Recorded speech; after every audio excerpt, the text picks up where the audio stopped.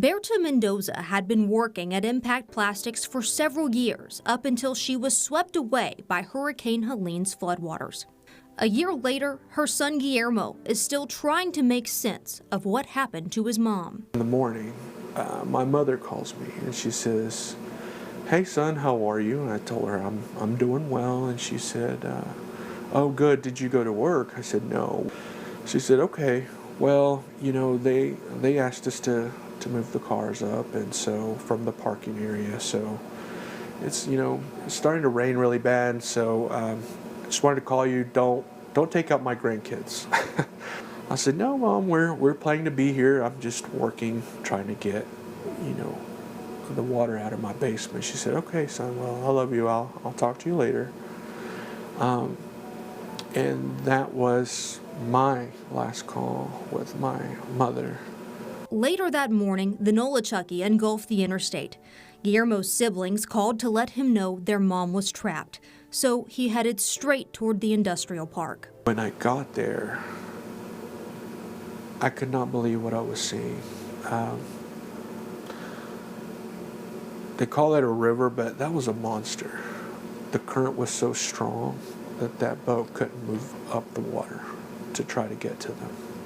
I started seeing some helicopters, and they said, you know, "Hey, we got some people stuck in the hospital, and we don't think that building's going to hold. So as soon as we get done rescuing the hospital people, we're going to, you know, start rescuing the other people."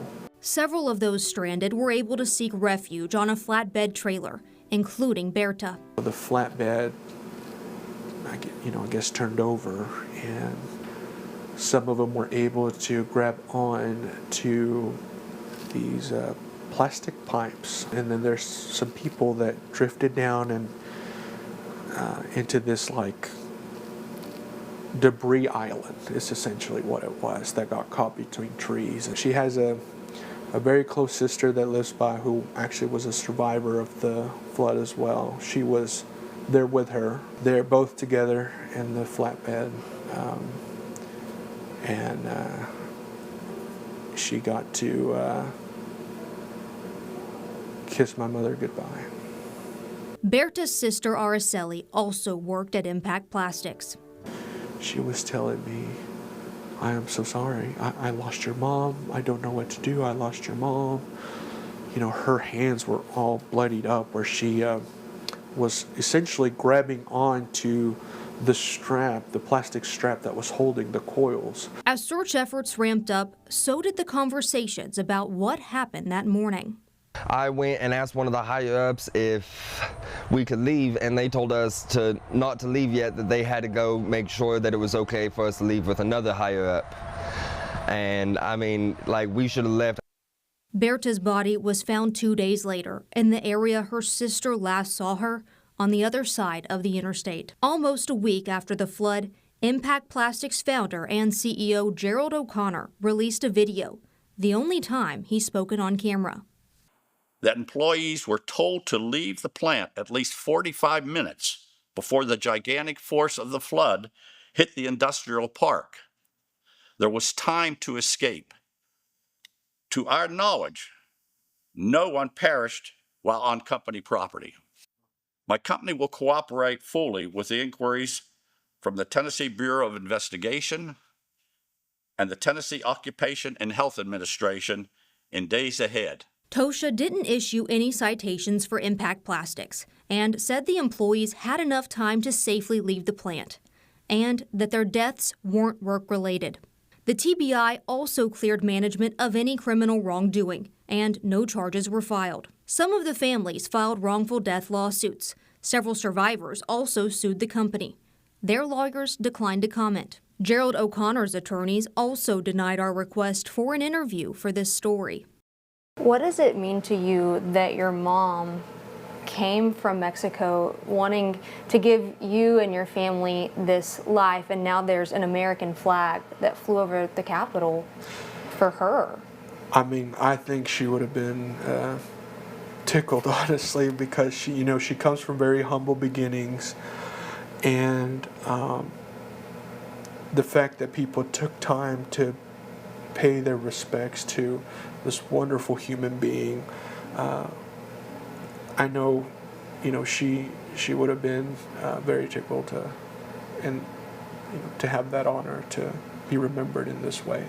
One of the things that my mom always wanted to be was becoming a U.S. citizen. So when she became a U.S. citizen, we celebrated her because that's something that she always wanted to do. As an undergrad, my parents were having some really difficult financial situations, and at the time I needed a laptop. And I said, Mom, I don't know what I'm going to do. I mean, I can use the school's laptops, but after a while I still need my own laptop. And, with the part-time that I have, I can only make certain ends meet. And she said, son, don't worry about it. I'm going to pay for your laptop. I said, what? No, Mom, no. How are you going to do it? I mean, I know right now it's difficult. She said, don't worry about it. With my cakes, I will pay for them, pay for the computer. And my mom makes these really delicious traditional Mexican cakes called tres leches, or 3 milk cakes. And she would sell them on the side, when things got difficult. And so she said, son, I will help you through this. And so she was very proud. And so I think after a while, though, they started getting tired of my graduations from high school all the way to the PhD. But I know my mom was really proud. And I'll never forget all the things she did to help me through to get to this point. So it's always a good memory that I have of her. We're in a better place as a family. I think we've come to terms with what's happened after lots of prayer, after lots of support. Job 1, I believe it's verse 21, says, the Lord gives and the Lord takes away, and blessed be the name of the Lord. My daughter Luna, she still, will either wake up crying or doesn't want to sleep.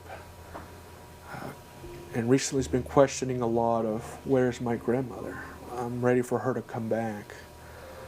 And her beautiful, precious soul, she prays to God and says, Jesus, will you please bring my grandmother back? She was just a wonderful wife, wonderful grandmother, wonderful sister, wonderful aunt. And I had the privilege to call her mom.